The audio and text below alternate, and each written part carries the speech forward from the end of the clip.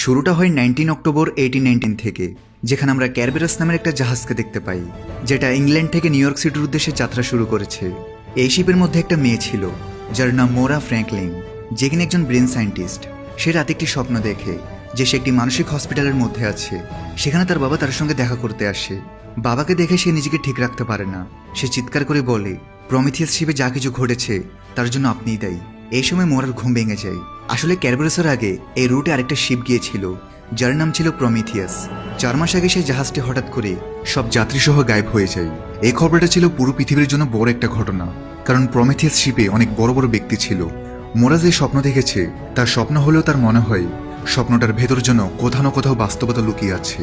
তার অতীতের অনেক কিছুই তার মনে নেই। এর আগের দিন তার ভাই নিউ ইয়র্ক থেকে তার জন্য একটা টিকিট পাঠিয়েছিল। সে চাচ্ছিল মোরা যেন নিউ ইয়র্কে গিয়ে নিউ ইয়ার উদযাপন করে। এই পুরো জাহাজে ছিল প্রায় 1500 যাত্রী, তবে সবাই এক এক ক্যাটাগরিতে ভাগ হয়েছিল। কিছু মানুষ ওয়ার্কার ক্লাসে, কিছু লোয়ার ক্লাসে, আর কিছু ফার্স্ট ক্লাসে। মোরা ফার্স্ট ক্লাসে ট্রাভেল করছিল, আর ফার্স্ট ক্লাসে অন্য কোনো ক্লাসের মানুষ প্রবেশ করতে পারতো না। মোরার সঙ্গে আরো কয়েকজন যাত্রী ছিল। এর মধ্যে ছিল এক গেই কাপড়, যারা সবার সামনে ভাই বলে পরিচয় দিচ্ছিল, কারণ সমাজে তাদের স্বাধীনতা ছিল না। আরও ছিল এক নতুন দম্পতি, যাদের দেখে মনে হচ্ছিল তারা একে অপরের সঙ্গে খুশি নয়। এখানে এক জাপানি মেয়েও ছিল, যাকে তার মালিক নিউ ইয়র্কে বিক্রি করে দেওয়ার জন্য নিয়ে যাচ্ছিল। যখন সবাই লাঞ্চ করছিল, ঠিক তখন লোয়ার ক্লাস থেকে ক্রেস্টার নামক একটা ছেলে উপরে উঠে আসে। সিকিউরিটি গার্ডরা তাকে ধরে ফেলে, তবে সে কাঁদতে কাঁদতে বলে, আমার বোন প্রেগনেন্ট, ওর শরীর খারাপ, আমার ডাক্তার লাগবে। যদিও এখানে ডাক্তার ছিল, তবে সে লোয়ার ক্লাসে যেতে চাইছিল না। মোরা ডাক্তারি পড়েছে, তাই সে ছেলেটির সঙ্গে গিয়ে তার প্রেগনেন্ট বোনের সাহায্য করে। তারপর আমরা সেই দম্পতিকে দেখতে পাই, লুসিয়ান এবং কিলি। তারা আসলে হানিমুনে বেরিয়েছে, তবে তাদের সম্পর্কটা ভালো না। ওদিকে লোয়ার ক্লাসে মোরা কিছু ভিশন দেখতে পাই, যেগুলো সে আগে দেখেছে, তবে সে ঠিক মনে করতে পারছে না। সে চরম নার্ভাস এবং সে সেখান থেকে বেরিয়ে আসে। তখনই সেখানে জাহাজের ক্যাপ্টেন, যার নাম আইক, সে মোরাকে বলে যে আপনি একজন প্রথম শ্রেণীর যাত্রী, তাই আপনি নিচে যেতে পারবেন না। আসলে ক্যাপ্টেন আইক সবসময় বিষণ্ণতায় থাকতো, কারণ 2 বছর আগে তার স্ত্রী ও সন্তান মারা গিয়েছিল তার এক ভুলের কারণে। ঠিক তখন ক্যাপ্টেনের একজন লোক এসে বলে, আমরা অন্য এক শিপ থেকে সিগন্যাল পেয়েছি। ক্যাপ্টেন নিচে গিয়ে সিগন্যাল চেক করে অবাক হয়ে যায়, কারণ এই সিগন্যাল আসছিল প্রমিথিয়াস শিপ থেকে, যেটা 4 মাস আগে হঠাৎ নিখোঁজ হয়ে গিয়েছিল। তারা এই ভেবে আরো অবাক হয়ে যায় যে 4 মাস ধরে কেউ না খেয়ে না পান করে কিভাবে সমুদ্রে বেঁচে থাকতে পারে। দেখা যায় যে প্রমিথিয়াস জাহাজটি মাত্র 7 ঘন্টার দূরে। তারা সিদ্ধান্ত নেয় তারা প্রমিথিয়াসের কাছে যাবে, তাই তারা সমস্ত রুট পরিবর্তন করে নিজেদের শিপ নিয়ে প্রমিথিয়াসের দিকে রওনা দেয়। এবং এই সিদ্ধান্ত সম্পর্কে তারা শিপের কোনো যাত্রীকে কিছু জানায় না। কর্মরত শ্রমিকরাও কিছু বুঝতে পারে না যে জাহাজটি কেন মরা যাচ্ছে। ধীরে ধীরে সব প্যাসেঞ্জার জেনে যায় যে জাহাজ ঘোরানো হয়েছে। মোরা একের সাথে দেখা করে আর বলে সেও তাদের সাথে প্রমিথিয়াসে যেতে চাই, কারণ তাদের সাথে একজন ডাক্তার থাকলে ভালো হবে। ক্যাপ্টেন রাজি হয়। এরপর ক্যাপ্টেন সবার সামনে অ্যানাউন্স করে তারা প্রমিথিয়াসে যাবে এবং সেখানে বেঁচে থাকা মানুষদের রেস্কিউ করবে। প্যাসেঞ্জাররা তার এই সিদ্ধান্তের বিরোধিতা করে, তবে ক্যাপ্টেন তার ডিসিশন থেকে নড়ে না। এটা শুনে লুসিয়ান ঘাবড়ে যায়, তার হাত পা কাঁপতে থাকে, আর সে কিলি থেকে লুকিয়ে একটা ওষুধ পান করে। এরপর আমরা একজন ওয়ার্কারকে দেখতে পাই, যার নাম অলেক। সে একটা স্থানে বসে খাবার খাচ্ছিল। তখনই সেখানে জ্যারোম আসে, যে লুকিয়ে জাহাজে উঠে পড়েছিল। তাকে ক্ষুধার্ত দেখে অলেক তাকে খাবার দেয়। তারপর লম্বা এক যাত্রার পর ফাইনালি তারা প্রমিথিয়াসের কাছে পৌঁছে যায়। এখন ক্যাপ্টেন ও তার কয়েকজন সঙ্গী একটি ছোট নৌকায় করে প্রমিথিয়াস শিপের কাছে গিয়ে তার ভেতর প্রবেশ করে। তারা সেখানে গিয়ে দেখে একজন মানুষেরও কোনো চিহ্ন নেই। যদিও জাহাজে অনেক যাত্রী ছিল, তবু একটা মৃতদেহ দেখা যায় না। ক্যাপ্টেন এরপর যায় কন্ট্রোল রুমে, যেখান থেকে সিগন্যাল পাঠানো হয়েছিল, কিন্তু সেখানে গিয়ে সে অবাক হয়ে যায়, কারণ সিগন্যাল পাঠানোর মেশিনটাই ভাঙা ছিল। ঠিক তখন মোরা দেখে মাটিতে একটি সবুজ রঙের পোকা, একটা বিটল, যেটা একদিকে চলতে থাকে। মোরা সেই পোকাটার পেছনে যায়, যার পরে পোকাটি একটি কেবিনের ভেতর ঢুকে যায়, যেটাকে বাহির থেকে বন্ধ করা হয়েছিল। যখন তারা দরজাটা খুলে, তখন দেখে সেখানে একটা ছোট ছেলে বসে আছে। সে চুপচাপ সবাইকে ফেলফেল করে তাকিয়েছিল। তার হাতে ছিল একটা ছোট পিরামিড। কারোরই কিছু বুঝে আসে না, সব যাত্রী যদি উদা হয়ে যায় তাহলে এই ছেলেটা এখানে কিভাবে রয়ে গেছে। তারা ছেলেটাকে নিজেদের জাহাজে নিয়ে আসে, কিন্তু প্রমিথিয়াস শিপ থেকে আরেকজন লোক চুপি চুপি তাদের জাহাজে ঢুকে পড়ে। তার হাতেও ছিল সেই একই সবুজ রঙের পোকা, যে পোকাটিকে অনুসরণ করে মোরা ছেলেটির কাছে পৌঁছেছিল। এই লোকটি গিয়ে মোরার পাশের কেবিনে থাকে। যে ছেলেটিকে প্রমিথিয়াস জাহাজ থেকে আনা হয়েছে তার দেখাশোনার দায়িত্ব মোরাকে দেওয়া হয়। এর পরের দিন সেই লোকটি বলে তার নাম ড্যানিয়েল। মোরা তাকে চিনে না, কিন্তু লোকটির ব্যবহার দেখে মনে হয় সে মোরাকে খুব ভালো করেই চিনে। এরপর মোরা নিজের কেবিনে ফিরে আসে। সেখানে দেখে সেই ছেলেটা বসে আছে। সে লক্ষ্য করে ছেলেটার গলার পাশে একটা উল্টো পিরামিডের চিহ্ন আছে, একদম সেই চিহ্নটার মতো যেটা সে তার ভাইয়ের চিঠির মধ্যে দেখেছিল, যে চিঠির সঙ্গে সে তাকে নিউ ইয়র্কের একটি টিকিট পাঠিয়েছিল। মোরা তখন ছেলেটিকে পিরামিডটার সম্পর্কে অনেক কিছু জিজ্ঞেস করে, কিন্তু ছেলেটি কিছু বলে না। আসলে সে কারোর সঙ্গেই কথা বলে না। ইঞ্জিন রুমে অলেক সবাইকে বলে প্রমেথিয়াস শিপে কোনো মানুষের চিহ্ন নেই। এখানের ওয়ার্কাররা ভাবে হয়তো সব মানুষ গায়েব হওয়ার পেছনে সেই ছেলেটির হাত আছে, হয়তো ছেলেটা ওয়ারউলফ। তখন আইক এসে অলেককে বলে যে তাদের শিপে এখন কতগুলো কয়লা আছে। এরপর সে মোরার কাছে গিয়ে তার সাথে ডিসকাস করে যদি প্রমেথিয়াসে অন্য কোনো যাত্রী না থাকে তাহলে তাদের সিগন্যাল কে পাঠিয়েছিল। এগুলো ভাবার সময় হঠাৎ সে তার মেয়ের আওয়াজ শুনতে পায়। সে আওয়াজটির পিছু করে। নিচে ক্রেস্টারের বোন গ্রেটা আমেরিকা যাওয়ার পর ডাক্তার হতে চায়। গ্রেটা সেখান থেকে যেতেই ফার্স্ট ক্লাস থেকে অ্যাঞ্জেল তাকে নিজের সিগারেট কেস গিফট করে। ক্রেস্টার কিছু বোঝে ওঠার আগেই সেখানে তার বড় বোন টপ চলে আসে আর বলে সে তার আচরণ যেন চেঞ্জ না করে। এদিকে জেরম লুসিয়ানের রুমে যায়, যেখানে সে কিছু জিনিস চেক করে একটা মেডেল তার টেবিলের উপর রেখে দেয়। কিলি আসার আওয়াজ শুনে সে ব্যাডের নিচে লুকিয়ে পড়ে। তারপর কিলি সেই মেডেলটা ডয়ের ভিতরে ঢুকিয়ে ওয়াশরুমে চলে যায়, আর এই সুযোগে জেরম সেখান থেকে পালিয়ে যায়। এদিকে ক্যাপ্টেন সেই আওয়াজের পিছু করতে করতে একটা রুমে পৌঁছায়, যেখানে সে তার পুরো ফ্যামিলিকে দেখতে পায়। সে তার বড় মেয়েকে জড়িয়ে ধরে, কিন্তু তখনই সে পুরো ঘরে আগুন ধরে যায়। আর তখন সে আরেকটা স্থানে পৌঁছায়, যেখানে সে গ্রিন বিটালটা দেখে, যেটা সে প্রমেথিয়াসে দেখেছিল। পোকাটার পিছু করতে করতে সে একটা টানেল ঢুকে পড়ে, যে টানেলটা শেষ হয় সোজা তার বেডের নিচে। নিজের বেডের নিচে এই সিক্রেট টানেলকে দেখে সে অনেক কনফিউজড। টানেলের দরজাটিতে ট্রায়াঙ্গেল এবং লাইনযুক্ত একটা চিহ্ন ছিল, যে চিহ্নটা পুরো জাহাজে আছে। কোম্পানির চিহ্নতেও রয়েছে, সাথে সেই ছেলেটির গলায়ও এবং মোরার ভাইয়ের চিঠিতেও, এমনকি কিলির কানের দুলেও। এই চিহ্নটার অর্থ কি তা আমরা পরে জানতে পারবো। ক্যাপ্টেন সোজা মোরার রুমে এসে সেই ছেলেটাকে জোরে ধরে তাকে প্রমেথিয়াস শিপের ব্যাপারে জিজ্ঞেস করে। আইকের এই আচরণ দেখে মোরা তাকে রুম থেকে বের করে দেয় আর বলে সে এখন ঠিকভাবে ভাবতে পারছে না, তার বিশ্রাম প্রয়োজন। এদিকে শিপের লোকেরা জেরমকে ধরে ফেলে আর তাদের মধ্যে প্রচণ্ড লড়াই শুরু হয়। ড্যানিয়েলকে দেখা যায় সে তার কাছে থাকা সেই সবুজ বিটালটি লোয়ার ক্লাসে ছেড়ে দেয়, আর সেটার সাহায্যে সে গ্রেটাকে উপরে নিয়ে আসে। ড্যানিয়েল তার থেকে অ্যাডভান্স ক্ষমা চাই, হয়তো সে গ্রেটার ক্ষতি করতে যাচ্ছে। এরই সঙ্গে জাহাজের সব কম্পাস যেগুলো দিক নির্ধারণে সাহায্য করে সেগুলো নষ্ট হয়ে যায়। এরপর ক্যাপ্টেন আবারও সবার সামনে একটা অ্যানাউন্স করে যে তারা প্রমেথিয়াস জাহাজকে নিজেদের শিপের সাথে বেঁধে আবার ইউরোপে নিয়ে যেতে যাচ্ছে। এটা শুনে সব প্যাসেঞ্জারের মাথা গরম হয়ে যায়। মিসেস উইলসন বলে বেশিরভাগ প্যাসেঞ্জাররা চাই আপনি নিউ ইয়র্কের যাত্রা কন্টিনিউ করুন। এদিকে শিপের বেশ কিছু সদস্য চাই তারা ক্যাপ্টেনের বিরুদ্ধে গিয়ে সেই ভৌতিক প্রমেথিয়াস জাহাজটাকে ডুবিয়ে দিবে। আর জাহাজের একজন সদস্য সেবাস্টিয়ানকে কেউ সিক্রেটলি ট্রায়াঙ্গেল সিম্বলযুক্ত কিছু মেসেজ পাঠাচ্ছে।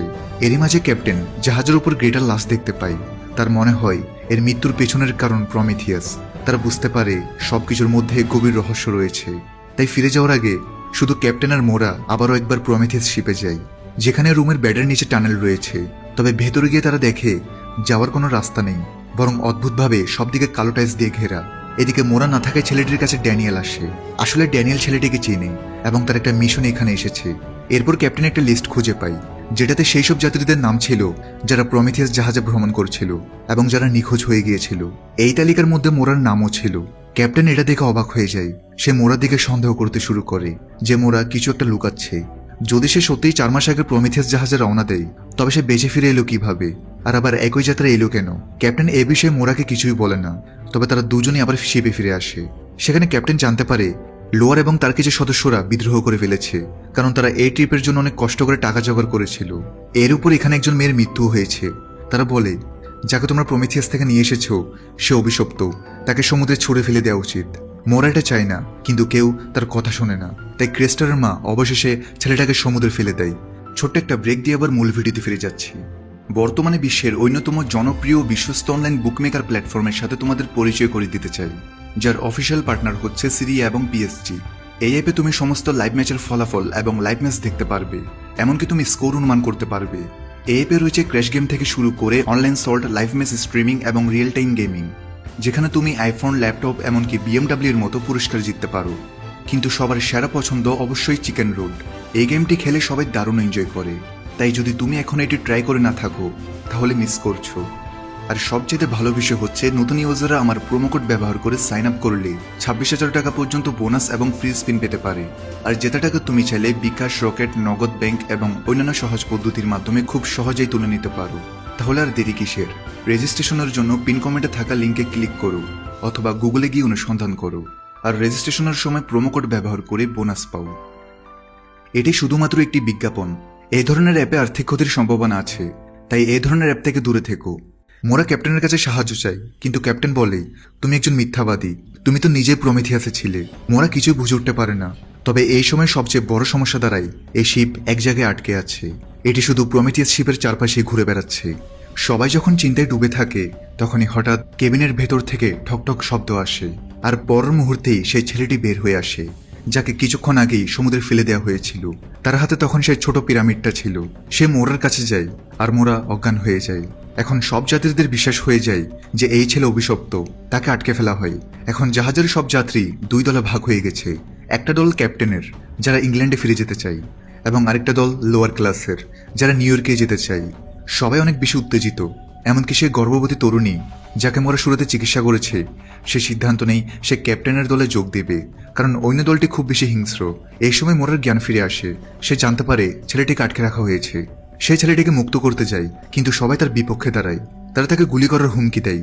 তবু যখন মোরা ছেলেটিকে ছাড়াতে যায়, তখনই হঠাৎ একজন গুলি চালিয়ে দেয়। গুলিটা মোরার দিকে ধেয়ে আসে।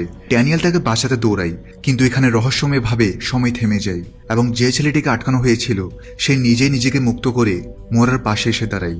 এখন এখানে পুরো সময় থেমে যায়, শুধু মোরার ছেলেটিকে ছাড়া। ছেলেটি মোরার হাত ধরে বাইরে নিয়ে যায়। এরপর একটি কক্ষে নিয়ে গিয়ে মোরা তাকে জিজ্ঞেস করে, আমি কিছুই বুঝতে পারছি না, এখানে কি হচ্ছে? তুমি বারবার কিভাবে ফিরে আসছো? ছেলেটি কাগজে লিখে জানাই, আমি কিছু বলতে পারবো না, কারণ তারা আমাদের সবসময় দেখছে আর শুনছে। তোমাকে শুধু আমাকে অনুসরণ করতে হবে। মোরা সব প্রশ্নের উত্তর জানতে চাই, তাই সে ছেলেটির পেছনে হাঁটতে শুরু করে। ছেলেটির হাতে ছিল সেই সবুজ রঙের বিটেল, যেটা শেষবারের ড্যানিয়েলের কাছে ছিল, যেটা সে লোয়ার ক্লাসে ছেড়ে দিয়েছিল, আর যার কারণে একজনের মৃত্যু হয়েছিল। এবার ছেলেটি যখন সেই বিটেলটি মাটিতে রাখে, তখন একটি পোর্টাল খুলে যায়। মোরা সেই পোর্টাল দিয়ে বেরিয়ে তার মেমোরিতে থাকা একটা জায়গায় পৌঁছাই, একটা ভিন্ন ডাইমেনশনে। তবে সেই ছেলেটাকে সে কোথাও দেখতে পায় না। এদিকে জাহাজের ভেতর যেখানে সময় থেমে গিয়েছিল তা আবার স্বাভাবিক হয়ে যায়। আর এখন জাহাজে এক অদ্ভুত শব্দ শোনা যেতে শুরু করে, এক ধরনের সাইরেন। আওয়াজটা জাহাজ জুড়ে ছড়িয়ে পড়তে শুরু করে। ক্যাপ্টেন লক্ষ্য করে যে মোরার ছেলেটি আর সেখানে নেই। সে ড্যানিয়েলকে দেখে বলে, তোমাকে তো আমি কখনোই জাহাজে দেখিনি, তুমি নিশ্চয়ই মোরার সেই ছেলেটির সঙ্গে মিলে আছো। সে ড্যানিয়েলকে ধরে ফেলে, কিন্তু ঠিক তখনই টোপ বলে উঠে, এখন একে অপরের সঙ্গে লড়াই করার সময় না, আমাদের আগে জানতে হবে কিভাবে এখান থেকে বের হওয়া যাবে। এরই মাঝে জাহাজের ভেতর ছড়িয়ে পড়ে সে অদ্ভুত শব্দ সব যাত্রীকে হিপনোটাইজ করে ফেলে, আর সবাই একসাথে জাহাজের উপরে যেতে থাকে এবং এক এক করে সাগরে ঝাঁপ দিতে শুরু করে। জাহাজের প্রত্যেক মানুষ নিজেদেরকে শেষ করে দিচ্ছে, যার মধ্যে ক্রেস্টারও নিজেকে শেষ করে দেয়। ড্যানিয়েল এসব দেখে হতবাক। সে দৌড়ে নিচে নেমে যায়, আর সে তার কাছে থাকা সবুজ বিটালটা দিয়ে সেই একইভাবে পোর্টাল খুলে, আর মোরা যেখানে পৌঁছেছিল সে ওই জায়গাটায় পৌঁছায়। সেখানে সে ছেলেটাকে দেখে। মোরা সে বিল্ডিং এর ভেতরে গিয়েছে। ছেলেটার এই কর্মকাণ্ড দেখে ড্যানিয়েল অনেক ডিসঅ্যাপয়েন্টেড। তবে ছেলেটার আশা ছিল হয়তো এখন মোরার স্মৃতি ফিরে আসবে, কারণ এর আগে তারা এত দূর আসেনি। এবার হয়তো তারা সফল হবে, কিন্তু আনফর্চুনেটলি এখানে আনার পরও তার স্মৃতি ফিরে আসেনি। ড্যানিয়েলকে এখন সে শিপটি ডোবার আগেই সবকিছু ঠিক করতে হবে। এদিকে হিপনোটাইজ হওয়া থেকে বাঁচার জন্য সবাই নিজেদের রুমের মধ্যে বেঁধে ফেলে। জ্যারম লুসিয়ানকে গান পয়েন্ট করে তাকে কিলিয়েও নিজেকে বেঁধে ফেলে। আসলে জ্যারম আর লুসিয়ান বন্ধু ছিল, তবে লুসিয়ান জ্যারমকে একটা ঘটনায় ফাঁসিয়ে এই জাহাজটা করে পালিয়ে যেতে চেয়েছিল। তবে জ্যারম এই জাহাজে এসে পৌঁছায়। যাই হোক, অন্যদিকে ড্যানিয়েল ইঞ্জিন রুমে গিয়ে স্টিম প্রেসার মেশিনটাকে তার মেকানিক্যাল ডিভাইস দিয়ে হ্যাক করতে থাকে। সময় থাকতে সে যদি সব ঠিক না করে, তাহলে সবকিছু আবার রিস্টার্ট হয়ে যাবে। এখানে জানা যায় ড্যানিয়েল তার ডিভাইসের সাহায্যে যে কাউকে অজ্ঞান করতে পারে। এদিকে মোরা সেই বিল্ডিংটিতে পৌঁছায়, যেটা তার স্বপ্নের সেই মেন্টাল হসপিটাল। সে রুম নাম্বার 1011-এ ঢুকে পড়ে, আর সেখানে সে তার পিতাকে দেখতে পায়, যার নাম হেনরি। এরপর আবারও মোরাকে ধরে হেনরি তাকে ব্ল্যাক ইঞ্জেকশন লাগিয়ে দেয়। এগুলো যেন মোরার সাথে আবারও হয়েছে, অর্থাৎ পুনরাবৃত্তি হয়েছে, যে মোরা এটা করলে এটা হবে। এই সবকিছুর জন্য আগে থেকে লেখা আছে। জ্ঞান ফিরলে মোরা দেখে সে তার রুমে আছে। সে সেখান থেকে বেরিয়ে আসে। তখন ক্যাপ্টেন তাকে জিজ্ঞেস করে সে ছেলেটা কোথায় গেল। মোরা তাকে বলে সেই ছেলেটার হাতে একটা পিরামিড আছে, যেটার কারণে সে সময়কে থামিয়ে দিতে পারে। মোরা আরও জানায় যে তার পিতা হেনরি, সেই হয়তো সবকিছু কন্ট্রোল করছে। আসলে তার পিতা থেকে মানুষদের ব্রেন নিয়ে জানার জন্য আগ্রহ ছিল, অর্থাৎ মানুষের ব্রেন কিভাবে কাজ করে, মানুষের চিন্তাভাবনা কিভাবে কাজ করে, সবকিছু জানার প্রতি তার বেশি আগ্রহ ছিল। আর মোরা মনে করছে যে সম্ভবত তার বাবা এই জাহাজগুলো কিনেছে, যাতে সে জাহাজে থাকা প্যাসেঞ্জারের উপর এক্সপেরিমেন্ট করতে পারে। আসলে মোরার বাবার জীবনে সবচেয়ে গুরুত্বপূর্ণ ছিল মোরার মা, কিন্তু যখন মোরা জন্মায় তার মায়ের মানসিক অবস্থা খারাপ হতে শুরু করে। তারপর তিনি নিজের স্ত্রীর জন্য একটি মানসিক হসপিটাল বানায়, যেখান থেকে এখন মোরা ফিরে এসেছে। আইক এখানে রিভিল করে যে প্রমিথিয়াসের প্যাসেঞ্জার লিস্টের নিচে তার সাইন করা, অর্থাৎ সে প্রমিথিয়াস শিপের ক্যাপ্টেন ছিল। তারা এখানে কি হচ্ছে কিছুই বুঝতে পারছে না। এই সময় সে দেখে আবার সেই সবুজ বিটল। তারপর সে ঠিক সেই একই প্রক্রিয়া অনুসরণ করে ক্যাপ্টেনের ব্যাডের নিচের সুড়ঙ্গেতে যায়, আর তারা সোজা ক্যাপ্টেনের মেমোরিতে পৌঁছায়। জি হ্যাঁ, ব্যাডের নিচে বানানো এই টানেল প্যাসেঞ্জারদের মেমোরিজ, স্পেশালি তাদের ডার্ক মেমোরিজ। মোরা জানাই তার ব্যাডের নিচেও এমন একটা টানেল আছে। যাই হোক, তাদের সামনে এখন আইকের সেই বাড়িটা যেখানে তার স্ত্রী আর সন্তানের মৃত্যু হয়েছিল। অন্যদিকে জাহাজের ড্যানিয়েল সে অদ্ভুত শব্দটি বন্ধ করে দেয়, যার কারণে সবাই হিপনোটাইজ হয়ে পড়েছিল। কিন্তু এখন পরিস্থিতি ভয়াবহ। এই জাহাজে 1500 জন মানুষ ছিল, কিন্তু এখন মাত্র কয়েকজন বেঁচে আছে। বাকি সবাই সাগরে ঝাঁপ দিয়ে মারা গেছে। এদিকে সেভেস্টিয়ান সে ছেলেটিকে খুঁজে বেড়াচ্ছিল, কিন্তু সে তাকে কোথাও খুঁজে পায় না। অন্যদিকে মোরার বাবাকে দেখা যায়, সে একটি মহলে তার কক্ষে বসে থাকে, আর তার জানালার বাইরে দৃশ্য দেখা যায় যেখানে একটি বিশাল আকৃতির ব্ল্যাক পিরামিড ছিল, একদম সেই ছোট মডেলটার মতো যেটা সেই ছেলেটার হাতে ছিল। আর এখানে এই ব্ল্যাক পিরামিডের পাশে পৃথিবী যেন একদম ধ্বংস। এখন এটা কোন জায়গা? সব পিরামিডগুলো কালো কেন, এবং এখানে সবকিছু ডার্ক কেন? সাথে শিপের মধ্যে কি হচ্ছে, কেন হচ্ছে, এই সবকিছু আমাদের শেষে ক্লিয়ার হয়ে যাবে। যাই হোক, কন্ট্রোল রুমে সবাই ডিসকাস করে যে তাদের কি করা উচিত। ইতিমধ্যে তাদের সবচেয়ে বড় সমস্যা হলো জাহাজের ইঞ্জিন বন্ধ হয়ে গিয়েছে। তাদের জাহাজ এক জায়গায় দাঁড়িয়ে আছে। এখন কি হবে? টপ থেকেও তার মায়ের কথা সত্যি মনে হচ্ছে যে অবশ্যই ওই ছেলেটা একটা অভিশপ্ত ছেলে। এমন পরিস্থিতিতে সবাই এখন ক্যাপ্টেনের বিরোধিতা করার কথা ভুলেই যায়। সবাই এখন ক্যাপ্টেনের কথা মানতে রাজি। তাই ক্যাপ্টেন সবাইকে তাদের কাজ বুঝিয়ে দেয়। আইকে এবং মোরা ছেলেটাকে খুঁজতে বের হবে। অলেকের সাথে অর্ধেক লোক ইঞ্জিনকে রিস্টার্ট করতে যাবে, আর বাকিরা সার্ভাইভারদের খুঁজবে। সবাই খেয়াল করে তাদের জাহাজের মধ্যে অদ্ভুত এক ধরনের ব্ল্যাক মেটেরিয়াল বের হতে আছে, যেটা ক্রমাগত বড় হতে আছে। ড্যানিয়েল ভুলেও কাউকে এটা স্পর্শ করতে মানা করে। মোরা টানেলের সাহায্যে আইককে নিজের মেমোরিতে নিয়ে যায়। মোরা জানাই এই মেন্টাল হসপিটাল তার বাবা বানিয়েছিল। ভেতরে গিয়ে তারা জানালা দিয়ে দেখে মেন্টাল হসপিটালের ভেতরের দেয়ালগুলো আসলে শিপের ম্যাটেরিয়ালস দিয়ে তৈরি, অর্থাৎ এই ফেক রিয়েলিটি বা পকেট ডাইমেনশন আসলে শিপের মধ্যেই অবস্থিত। এদিকে সেভেস্টিয়ানকে খুঁজতে গিয়ে উইলসন কৌতূহলবশত সে ব্ল্যাক ম্যাটেরিয়ালসকে টাচ করে ফেলে, যার কারণে সে ব্ল্যাক ম্যাটেরিয়াল তার পুরো শরীরে ছড়াতে শুরু করে। এদিকে টব একটি রুমে ঢুকে হঠাৎ তার পাস্টার মেমোরিতে এসে যায়। আসলে ক্রেস্টারের তার মালিকের ছেলের সাথে অ্যাফেয়ার চলছিল। ক্রেস্টারের এই আচরণ দেখে সে তাকে গুলি করতে যাবে, তবে গুলিটি ক্রেস্টারের চোখের পাশ দিয়ে চলে যায়। টব ঠিক সেই সময়টিতে উপস্থিত ছিল। এখানে মালিক টবকে ধরে তাকে অজ্ঞান করে দেয়, আর সবার সামনে তার সাথে জোর জবরদস্তি করে। জ্ঞান আসতেই টব তাকে মেরে ফেলে, অর্থাৎ টবের পেটে এই লোকটার বাচ্চা। শিপের মধ্যে অনেক প্যাসেঞ্জার ইঞ্জিন রুমে গিয়ে কাজ করতে থাকে, আর ফাইনালি তারা ইঞ্জিন স্টার্ট করে ফেলে। আর কন্ট্রোল রুমে থাকা দুইজন অনেক খুশি হয়, তবে এখন জাহাজটা কে চালাবে? তাদের জাহাজ চালানোর তো অভিজ্ঞতা নেই। অন্যদিকে সেভেস্টিয়ান সুযোগ পেয়ে ডাইনিং রুমের ক্যাবিনেট থেকে কোথাও টেলিপোর্ট হয়ে যায়। আসলে সে হেনরির সাথে দেখা করতে এসেছে। হেনরি তাকে জানায় যে তাদের যে করেই হোক সে বাচ্চার ব্ল্যাক পিরামিডটাকে খুঁজতে হবে। এখানে ঘটে একটা বড় টুইস্ট। আসলে মোরার একটা সিমুলেশনের ভেতরে আছে, একটা কম্পিউটার প্রোগ্রামের ভেতর। মোরা যেমনটা ক্যাপ্টেনকে জানিয়েছে যে তার বাবা জাহাজকে কিনে প্যাসেঞ্জারের উপর এক্সপেরিমেন্ট করে, তাহলে হতে পারে এটাই হচ্ছে হেনরির এক্সপেরিমেন্ট, যেখানে সে তাদের সিমুলেশনের মধ্যে পাঠিয়ে এক্সপেরিমেন্ট করছে। আর জানা যায় সিমুলেশনটা 8 দিন ধরে চলে। 8 দিন পার হয়ে গেলে আবার সবকিছু রিস্টার্ট হয়ে যাবে, সবকিছু প্রথম থেকে শুরু হবে। এই সবকিছু অনেক বড় একটা রহস্য, যা আমরা শেষে জানতে পারবো। ওদিকে মেন্টাল হসপিটালেও ব্ল্যাক ম্যাটেরিয়ালসটা ছড়াতে শুরু করে। তখনই সেখানে ড্যানিয়েল পৌঁছায়। ড্যানিয়েলকে দেখে সেখানে দুজন প্রচন্ড অবাক হয়, কারণ এরা এসেছে পোর্টালের সাহায্যে। তাহলে ড্যানিয়েল এখানে কি করছে? ক্যাপ্টেন বলে তুমি আগে থেকে সবকিছু জানতে, চলো এখন আমার সাথে। তবে ড্যানিয়েল ক্যাপ্টেনের উপর আক্রমণ করে তাকে ভিন্ন কোনো লোকেশনে টেলিপোর্ট করে দেয়। ড্যানিয়েল তাকে বারবার বোঝানোর চেষ্টা করে যে প্লিজ নিজের পাস্টকে মনে করার চেষ্টা করো। ড্যানিয়েল মোরাকে বলে যে সে তার হাজব্যান্ড, কিন্তু মোরা ড্যানিয়েলের দিকে বন্দুক তাক করে। ড্যানিয়েল তাকে দেখে বলে তুমি কিছুই মনে করতে পারো না, আমাদের বিয়ের 12 বছর হয়ে গেছে। মোরা তার কথায় বিশ্বাস করে না। তার মনে হয় ড্যানিয়েল তার জন্য বিপদ। সে ড্যানিয়েলকে একটি রুমে আটকে রাখে আর নিজে সেখান থেকে বেরিয়ে যায়। বের হওয়ার পর তার হাতে থাকা বন্দুকটি সে জোরে ছুঁড়ে ফেলে দেয়, যেটা একটি কাচের দেয়ালে আঘাত করে। তখনই মোরা জানতে পারে বাহিরের দুনিয়া ফেক ডিসপ্লে দিয়ে ঘেরা। মোরা এটা দেখে আরো অবাক হয়ে যায়। ইন্টারেস্টিংলি দেখা যায় হেনরি এই সব কিছু তার মনিটর দিয়ে দেখছে। আসলে হেনরির কক্ষের একটি দেয়ালে অনেকগুলো মনিটর লাগানো, যেগুলো দিয়ে মোরার পিতা হেনরি প্রত্যেক জায়গার উপর নজর রাখছে। এর মানে কে কখন কি করছে হেনরি তার সব জানে। এদিকে ক্যাপ্টেনকে আবার দেখা যায় সে জঙ্গলের একটি বাড়ি থেকে বেরিয়ে এসে প্রমিথিয়াস শিপে ফিরে আসে। মানে সে আবার সেই প্রমিথিয়াস জাহাজে ফিরে যায়। আর যখন সে প্রমিথিয়াস শিপের বাইরে তাকায় তখন সে হতবাক হয়ে যায়। সেখানে একটা নয় দুইটা নয়, বরং প্রমিথিয়াস জাহাজের মতো হুবহু অনেকগুলো জাহাজ পরিত্যক্ত অবস্থায় পড়ে আছে। অন্যদিকে মোরা ফিরে আসে নিজের জাহাজে, যেখানে মাত্র কয়েকজন যাত্রী বেঁচে আছে। তখন সমুদ্রের প্রচন্ড তুফান শুরু হয় আর তার ঢেউ জাহাজের উপর উঠে আসে। সব যাত্রী আতঙ্কিত হয়ে যায় আর বলে চলো সবাই ইঞ্জিন রুমে যাই। কিন্তু মোরা সিদ্ধান্ত নেই সে ক্যাপ্টেনকে খুঁজে বের করবেই। সে পুরো জাহাজকে খুঁজে দেখে কিন্তু ক্যাপ্টেনকে সে কোথাও পায় না। অবশেষে সে ক্যাপ্টেনের রুমে প্রবেশ করে আর ব্যাডের নিচের টানেলে ঢুকে সে ক্যাপ্টেনের স্মৃতিতে পৌঁছায়। কিন্তু এবার সে ক্যাপ্টেনকে পায় না, বরং পায় ক্যাপ্টেনের মৃত স্ত্রীকে, যে তার উপর আক্রমণ করে চিৎকার করে বলে, তুমি এখানে কি করছো? তুমি ক্যাপ্টেনের স্মৃতিতে কিভাবে এলে? তুমি আসলে কে? মোরা ভয় পেয়ে সেখান থেকে পালাই। এরপর সে চলে যায় ড্যানিয়েলের রুমে, কারণ ড্যানিয়েল তাকে বলেছিল সে তার স্বামী আর তাদের বিয়ের 12 বছর হয়ে গেছে। এই কথাটা যাচাই করতে মোরা ড্যানিয়েলের ব্যাডের নিচে থাকা গোপন জায়গাতে ঢুকে আর তার স্মৃতিতে প্রবেশ করে। ভেতরে পৌঁছে সে একটি ঘরে ঢুকে, যেটা তার অনেক পরিচিত মনে হয়। সে যখন বিছানার পাশে যায় তখন দেখতে পাই ড্যানিয়েল আর তার অনেকগুলো ছবি। আর সেই ছবিগুলোর মধ্যে দেখা যায় যে সেই ছোট্ট ছেলেটা যে কখনো কিছু বলে না, সে আসলে তার ছেলে, যার নাম এলিয়েট। এদিকে একে একে সবাই মারা যেতে শুরু করে।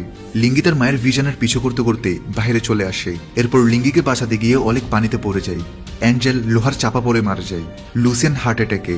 ক্রিস্টারের মা বাবা সৃষ্টিকর্তাকে খুশি করার জন্য আর টপকে বাঁচানোর চক্করে ফ্রান্স নিজের জানের কুরবানি দেয়। ধীরে ধীরে পুরো জাহাজে পানি ভরতে শুরু করে আর পুরো জাহাজ তল্লাশি করার পরও তারা কোনো সার্ভাইভারকে দেখতে পায় না। তখনই তারা লক্ষ্য করে শীঘ্রই তাদের জাহাজ বিশাল এক তুফানের মধ্যে ঢুকবে। তাদের শিপে এখন শুধু 4 জনই উপস্থিত ছিল। অন্যদিকে ড্যানিয়েল, যেখানে 1011 রুম আটকে রয়েছিল, সে সেখান থেকে বের হওয়ার পথ খুঁজতে থাকে। আর অবশেষে সে দেয়ালে থাকা প্যানেলগুলো খুলে শিপের ওয়ারিং সিস্টেমে ঢুকে পড়ে। এই মাইজালটা পার করার সময় ড্যানিয়েল সব প্যাসেঞ্জারের স্মৃতিতে হয়ে যেতে থাকে। আর অবশেষে সে মোরার স্মৃতিতে পৌঁছায়। তার সামনে একটি কবর ছিল, তবে এর পরের মুহূর্তে দেখা যায় সেটার নিচে একটা রুম ছিল, যেটাতে এলিয়েট লুকিয়েছিল। আসলে তারা দুজন এখানে যা হচ্ছে সব জানে। তারা জানে পুরো জায়গাটা ধ্বংস হয়ে যাবে। তারা প্রথম থেকে চেষ্টা করে যাচ্ছে যেন মোরার সবকিছু মনে চলে আসে, এবং তাদের কথা শুনে জানা যায় যে সবকিছু অনেকবার হয়েছে। তারা একটা লুপের মধ্যে রয়েছে। লুপ হচ্ছে একই জিনিস বা একই ঘটনা বারবার হওয়া। তাদের লুপটা 8 দিনের। 8 দিন হয়ে গেলে আবার নতুন করে 8 দিন শুরু হবে। এভাবে চলতে থাকে। এই জন্যই তো ড্যানিয়েল তাড়াহুড়া করছে যেন মোরার জ্ঞান ফিরে আসে 8 দিনের মধ্যেই। আর আজ 7ম দিন। তাই ড্যানিয়েলকে যে করেই হোক মোরাকে এই ফেক রিয়েলিটি থেকে বের করতে হবে। এলিয়েট বলে, তুমি আমার চিন্তা করো না, আমি এখানে নিরাপদে আছি। সে একটি আংটি ড্যানিয়েলকে দেয় আর বলে, এটা মোরাকে দিয়ে দিও। আসলে এটা তাদের ওয়েডিং রিং। এরপর ড্যানিয়েল সেখান থেকে বেরিয়ে আবার জাহাজে ফিরে আসে। তবে সে তাকে জাহাজে দেখতে না পেয়ে বুঝতে পারে যে মোরা নিশ্চয়ই তার স্মৃতির ভেতরে আছে। তাই সে নিজের ব্যাডের নিচে সেই গোপন জায়গায় প্রবেশ করে আর তার মোরার সঙ্গে দেখা হয়ে যায়। মোরা এখন নিশ্চিত ড্যানিয়েলই তার স্বামী। ড্যানিয়েল তাকে সব ব্যাখ্যা করে যে এই সবকিছু চোখের ধোঁকা। এখানে একটা গেম চলছে যেটা আমাদের শেষ করতে হবে, তা না হলে এটা আবার শুরু হয়ে যাবে। এই গেমে জিততে হলে আমাদের সেই চাবিটা দরকার, যেটা মোরা লুকিয়ে রেখেছে। চাবি দিয়ে সেই পিরামিডটা খুলতে হবে, যেটা আমাদের ছেলের কাছে ছিল। তাহলেই সবকিছু শেষ হবে। মোরা বলে, চাবি সম্পর্কে আমার কিছুই মনে নেই। তবে এখন যেহেতু মোরা তার অতীতের ব্যাপারে অনেক কিছু জানতে পেরেছে, তাই একটু পরেই তার সহজে মনে পড়ে যায়। আর সে বলে, আমার ভাই যে চিঠি পাঠিয়েছিল সেই চিঠির সঙ্গে একটি টিকিট আর চাবি ছিল। সেই চাবিটা আমার প্যান্ডেন্টে লাগিয়ে ফেলেছিলাম, আর সেই প্যান্ডেন্ট এখনো আমার কাছে আছে। মোরার এটাও মনে পড়ে যায় তার বাবা মেন্টাল হসপিটালে এই চাবিটা সম্পর্কে জিজ্ঞেস করছিল। অন্যদিকে সেভিস্টেন শিপের এক জায়গা থেকে একটা ডিভাইস বের করে সেটার সাহায্যে এলিটকে খুঁজে পায়। সেভিস্টেন মোরার মেমোরিতে গিয়ে এলিটকে কিডন্যাপ করে নেয়, যেটা তারা এতদিন সব লুপে চেষ্টা করে যাচ্ছিল। আর অবশেষে আজ তারা এলিটকে কিডন্যাপ করতে পেরেছে। সাথে এখন ব্ল্যাক পিরামিড হেনরির হাতে। হেনরি সেই স্ক্রিনগুলো দেখে বলতে থাকে যে সব মানুষরা সিমুলেশনে শুধু নিজেদের ইমোশনের জন্য নিজেদের প্রাণ হারায়।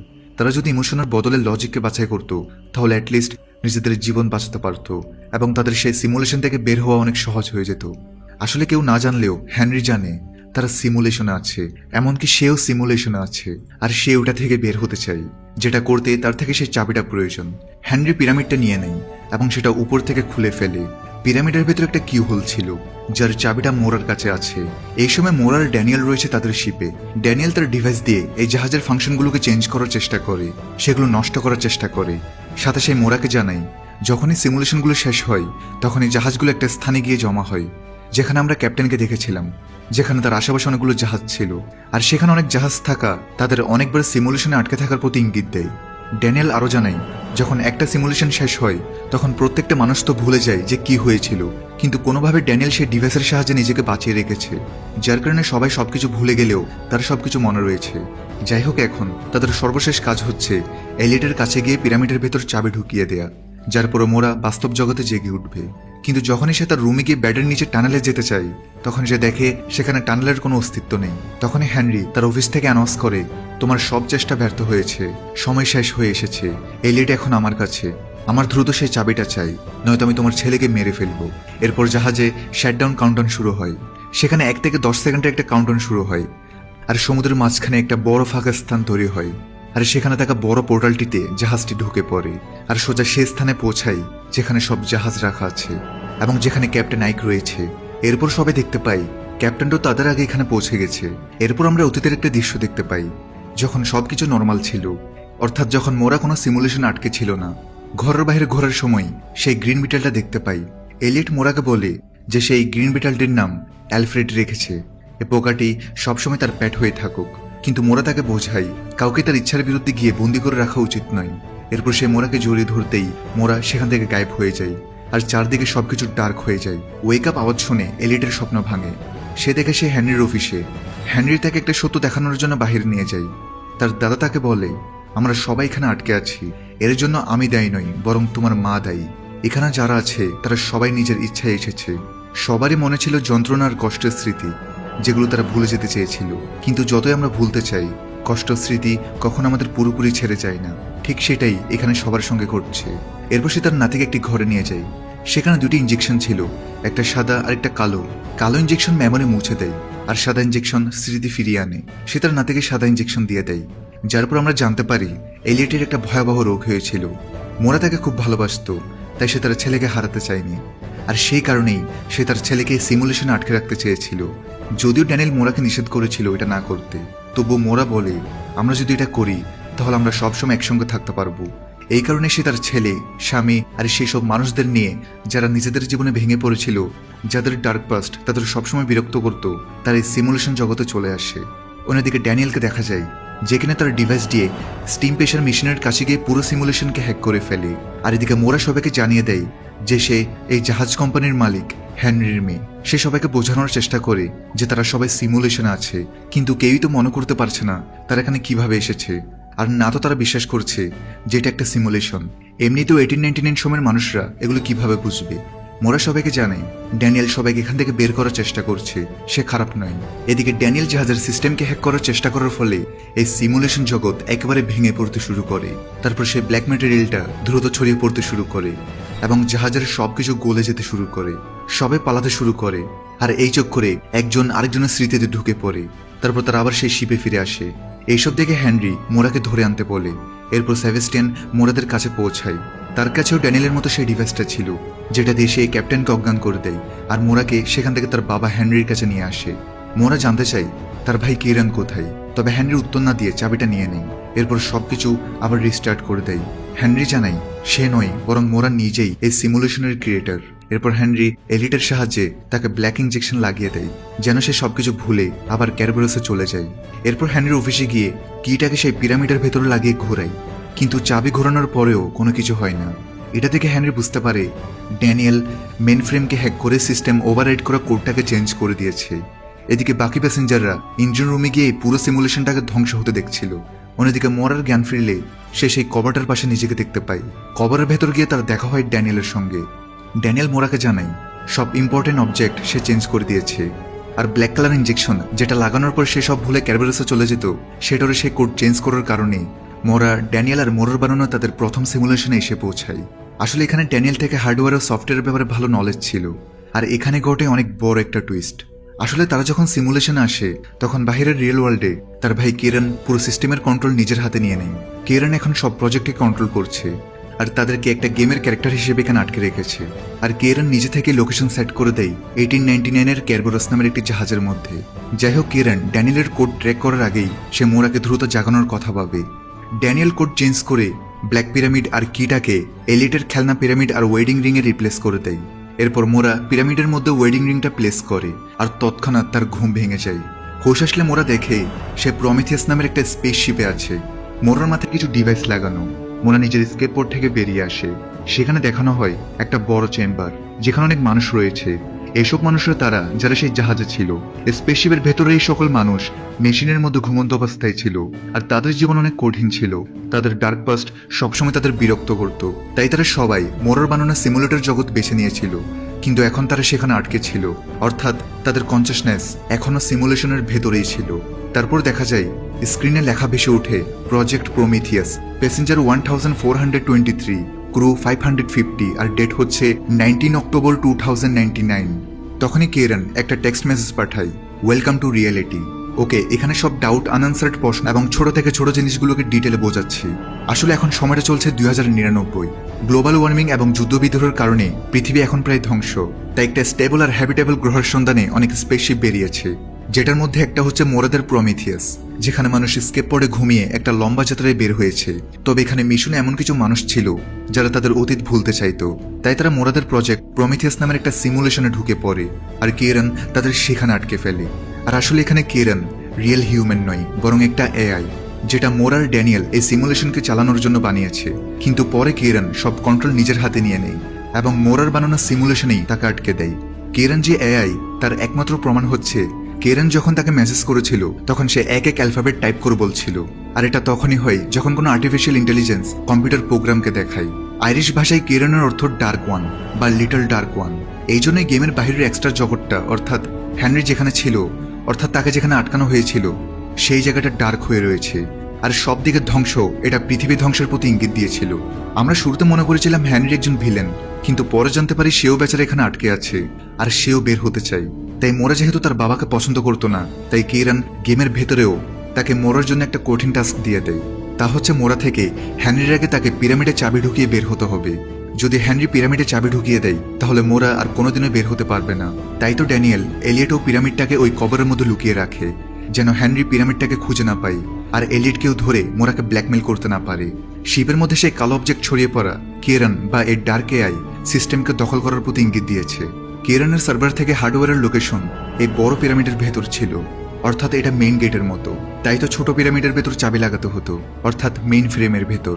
আর এখানে একটা বড় টুইস্ট হচ্ছে, এলিয়েটও কোনো মানুষ নয়, বরং সে একটা ডিজিটাল হিউম্যান, অর্থাৎ এলিয়েটের কোনো অস্তিত্বই নেই। এর প্রমাণ হচ্ছে প্রথম দিকে মোরা ক্যাপ্টেনকে বলেছিল তার বাচ্চা হতে পারবে না, মোরা শুধু তার বাচ্চার সাথে থাকতে চেয়েছিল। তাই সে নিজের ডিজিটাল বাচ্চা বানিয়ে তার সাথে সিমুলেশনে থাকতে শুরু করে।